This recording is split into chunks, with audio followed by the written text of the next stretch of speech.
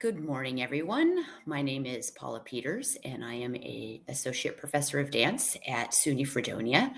And I am here to talk to you today about my investigation into engaging students with technology through the experience of COVID, right? And engaging students with learning about learning of no end game, using lessons learned from COVID to encourage learning as an infinite practice. So, as we all know, COVID took us, I think, a little bit more by surprise than we thought. And there was a difficulty, I think, at first in reframing COVID as an opportunity for us to reimagine.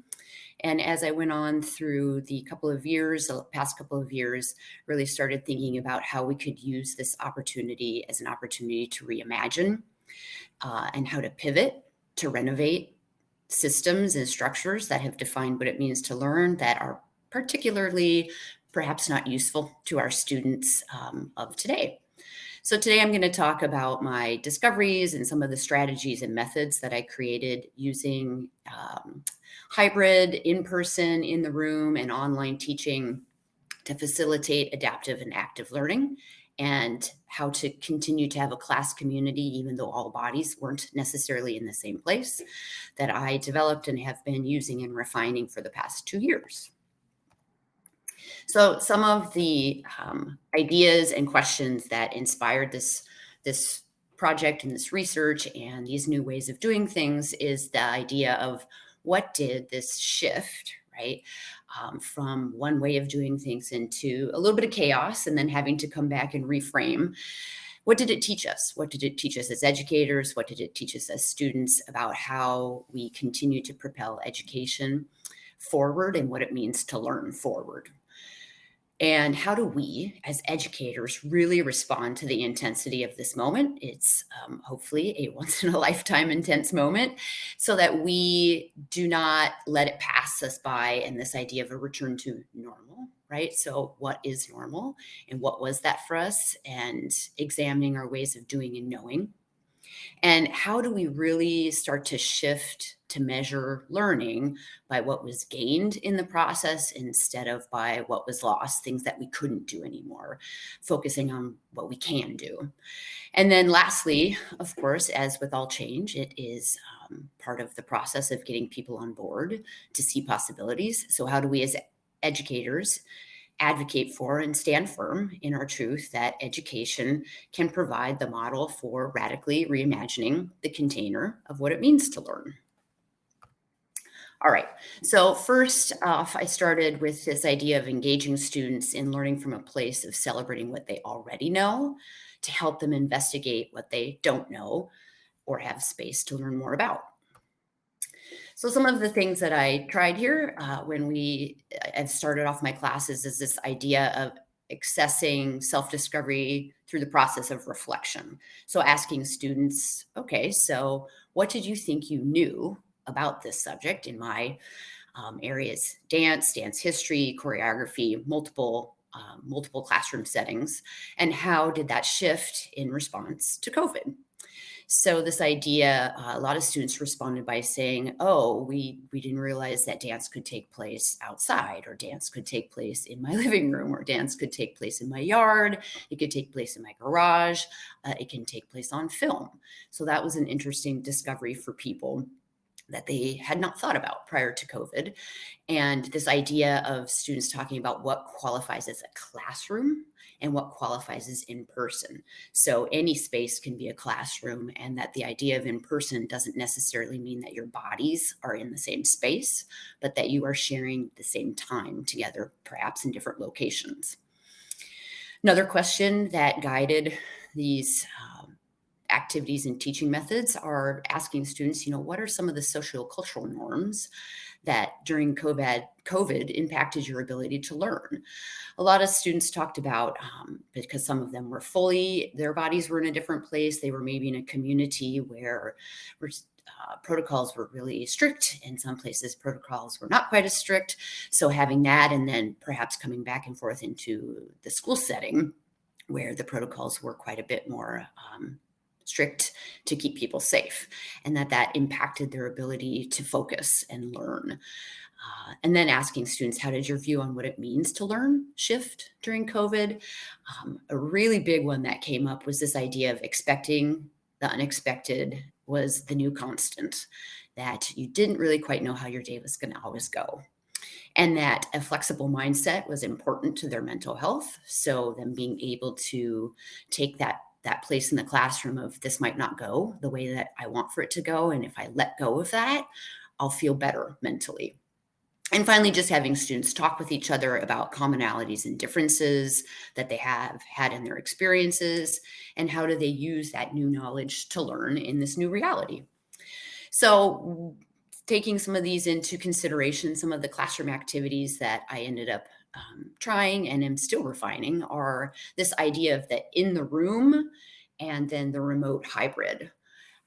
And so, in the room students, right, people that were in the actual physical space, partnered up with students that were hybrid, that were remote, that were from a different location, zooming in, and having them partner up together and share and demonstrate the knowledge that they were gaining in the classroom during using small group activities. So I would have in the dance classroom, we would have somebody work collaboratively using the body within the space in the dance classroom with me, while they were working with someone who was perhaps in their living room, which happened frequently. And then in lecture courses, creating work collaboratively, right? Using shared Google Docs, sheets, presentations, Quizlets, things that really had students sharing, bringing in information, and then also obviously doing searches and dropping in that information and then having discussions. And then using polls to see, did you get it? Do we need to have more conversation? Where do we go next? Votes. Did that work? Did it not work? And that they were really designed to engage students in the process of learning. So it was a very collaborative and conversation oriented base. And then in class surveys, I really like to use just a really quick survey. I like to use Google, quick little Google surveys, have them be anonymous, drop in the thing, and then students can read the results and see what each other said. That worked really, really well to get people engaged across multiple contexts.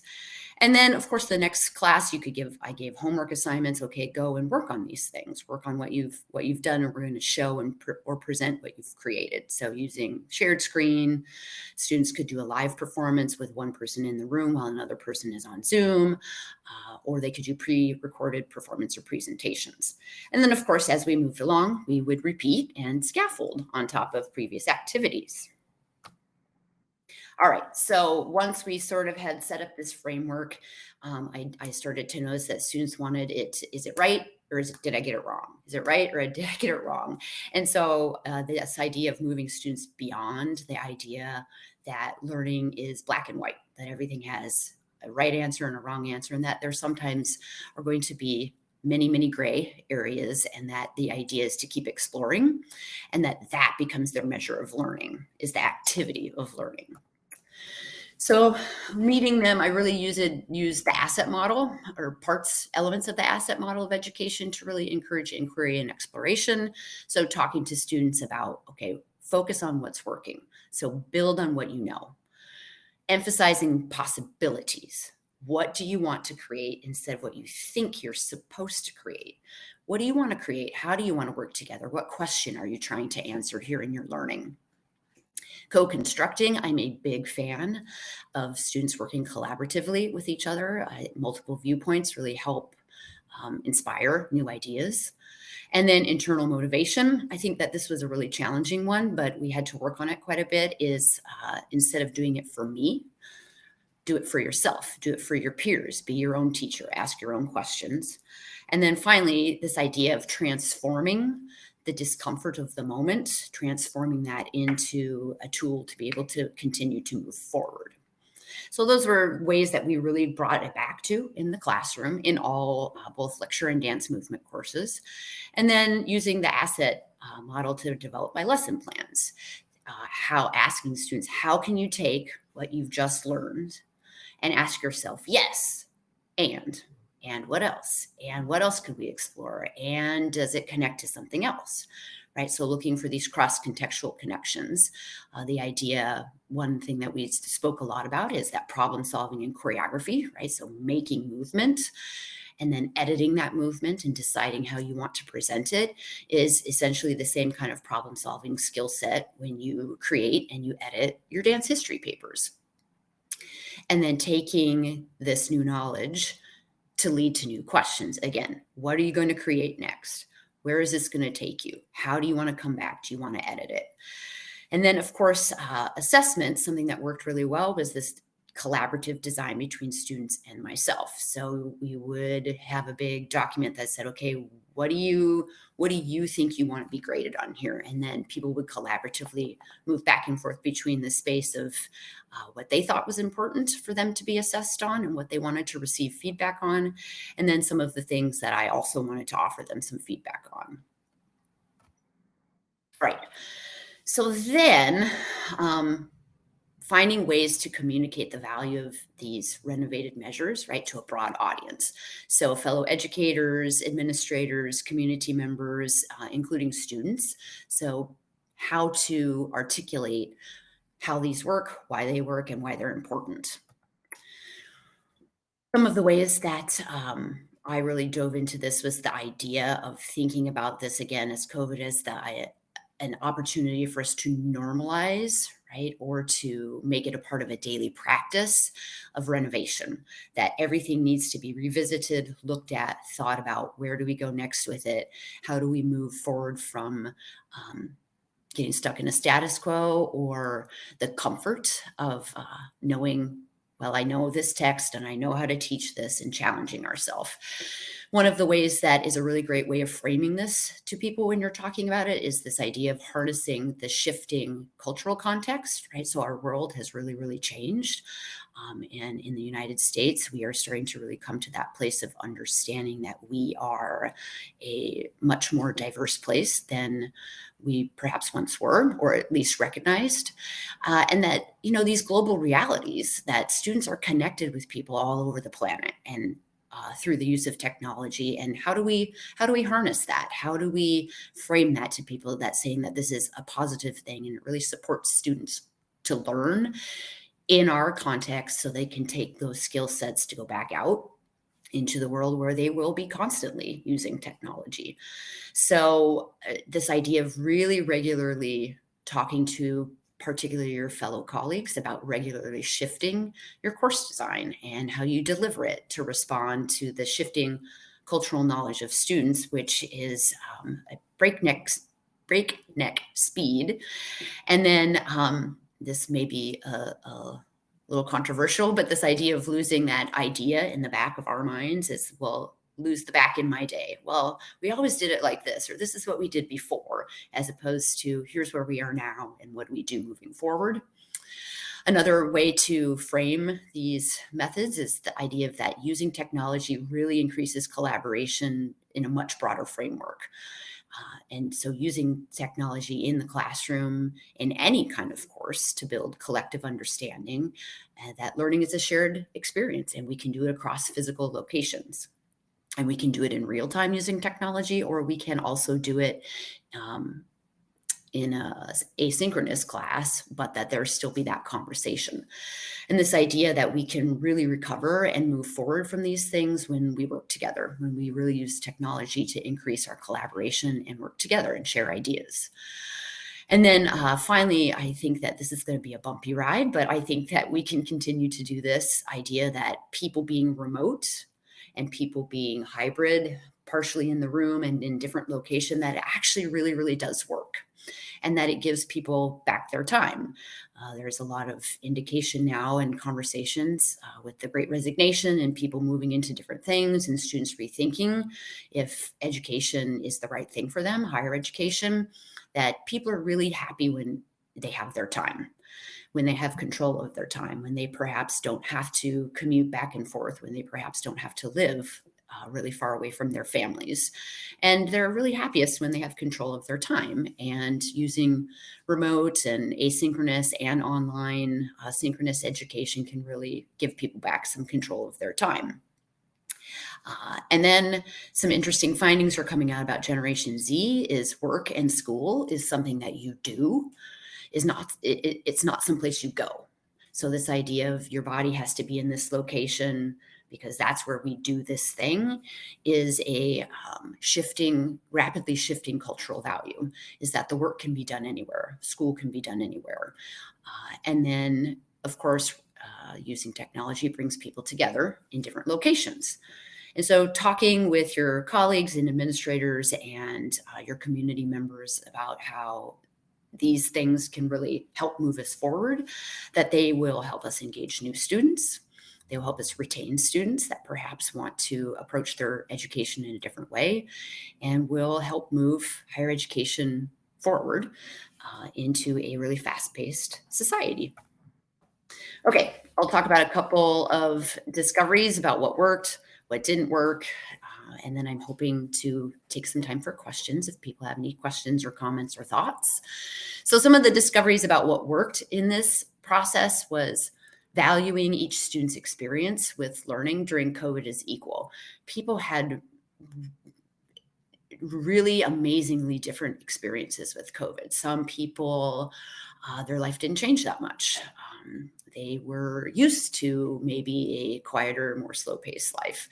Some people liked being by themselves. Some people liked being the idea of being able to be at home. And then some people, it was really, really, really hard on them. And they struggled and developed quite a bit of anxiety and depression. And that those multiple experiences that are going on in the room all really impacted how they would learn, and that they're all equal. And this idea of framing that learning as an opportunity rather than a burden. Why do I have to take this class? It's like, well, because A, it's part of your curriculum, and B, it's part of an opportunity for you to ask yourself new questions and think about learning in a different way.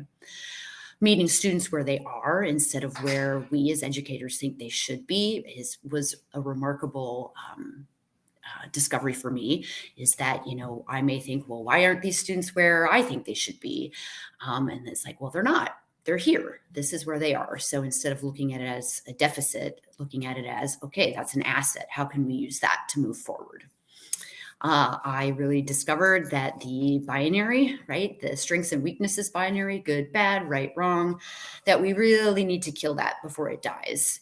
It cuts off students from asking questions that they perhaps would not ask otherwise. And then this using polls, shared docs, small group research, people in the room with people on Zoom, people in breakout rooms, using hybrid presentations and collaborative assignments really worked well. Students enjoyed being able to use their computers in the classroom and do those kinds of things and see each other typing in real time and what was happening.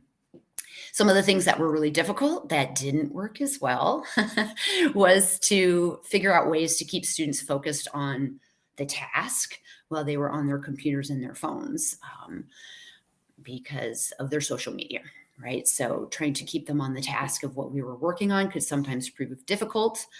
Another thing that popped up in my class and also in some of the classrooms of my colleagues was students really recorded content of class during classes without asking permission. And sometimes some of those would end up in a spliced together video that made it out into the world, onto their social media accounts. So I'm not quite sure how to figure that out, but that was a difficulty. And another thing that didn't really work well, and I'm still working through this, is that some of our students really had a hard time with ownership of their opinions and observations. They wanted to give everything anonymously. They didn't want to have their name attached to it. And they were fearful of someone not liking what they were saying or someone bullying them later for what they had said. So trying to find a way to get students grounded in their experiences will be something to work on moving forward. And then, of course, the last thing, yes, dance class can be done via Zoom. We can do it. It doesn't really serve the actual physical art form. We can do it with lots of different kinds of dance, other areas inside of dance. But in order for us to really share time, space, and energy, which the kinesthetic parts of dance and we have to be in the same room together, or it's not fully effective. So these are some of those things that I discovered in this process. There's me. There's my email if you want it. And I'm going to go ahead and stop sharing the screen and see if anybody has any questions.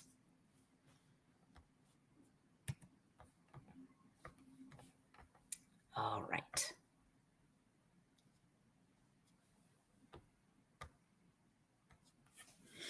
Let's see. I see a student here that says, were the students' choices of receiving feedback grading open-ended, or did you put some parameters around it? Um, I'll answer each one of these. Yes, they were open-ended. Some classes worked better than others. Yeah, so I would say here are some of the concepts we've been working on, right? Which ones do you feel like perhaps you want more feedback on, less feedback on? And how many points do you want that to be worth? So we shifted that. So I had like kind of a catch-all of like feedback on different assignments is going to be worth 50 points. So we would just pull from the bank, for example. So that ended up being, yes, some open-ended things took place in that way. There were some assignments that I put parameters around. Yes. So for example, I'll use dance history as an example. In dance history course, what I would end up doing is saying, here's a question I want you to investigate, or you can come up with your own question that you want to investigate within these 2 weeks of our lecture, right? So choose something from one of these lectures or one of these readings that we've talked about. And then it has to be this many words, this many citations, spelled correctly, proofread, all of those kinds of things, right? So there would be some parameters around it in that way. Yes, I am a big fan of sharing my personal learning experiences with students. I think it's really important for them to see that everybody struggles. I did share with them that the experience for me as an instructor, right, fast learning curve, and trying to figure out how to make sure students were still receiving education in a form, right? So dances, it was hard. It was really hard on people where having to be in the room is a part of our practice. Like you literally need to be able to feel somebody else's energy. And that was a really hard loss of community. And that is my favorite part about students, is about teaching, especially dance forms or choreography, is being in the room and sharing that energy. There's not, so I struggled with that, and I would share that with students, and I loved it. Once we got back in the room, it was a happy day. We were all really happy once we were able to do the dance classroom. I hope that answered your question. Let's see. Integration, adult learning, building on prior knowledge, reflection, and social construction. Great. Thank you. I appreciate that feedback. Yeah. Yes. And helping students understand how they learn and how that varies based on the context is really important. Something that I have found with our students, and I think that this is a shift in the dance field, or at least our student population, is that a lot of them come from what are called like dance studio settings. So more competition, or that it's you learn these steps and you learn this routine and then you're a good dancer. And then so bringing them in of like, yes, that's really valuable. And here's this other context of how we learn dance. And here is how you shift that investigative tool into other ways of your education, right? You can take any of the skills that you're learning in your choreography class, any of the skills you're learning in your kinesiology class about how the body works, wellness, right? So I teach a dancer wellness course, and how what you eat, right, impacts how you can think in your other courses, or how much sleep you've taken, right? Students are remarkably bad at going to bed. That's the joke in our classes. I'm like, go to bed, right? Make sure you do that so you can learn, so that you can go to all of your classes and make that happen. So some students really responded to that and got it, and some people really had a hard time.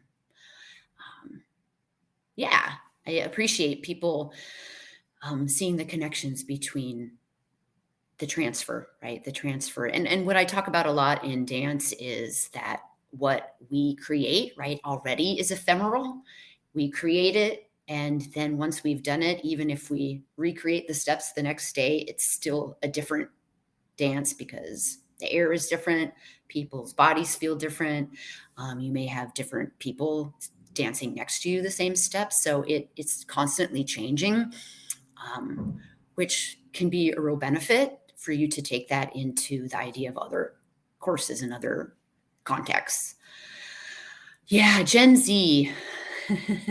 I think we're going to have to continue to have these conversations. I spend a lot of time, actually, I just spoke with this former student from where I previously lived. I lived in Seattle. I'm from there, who now lives in Basel, Switzerland.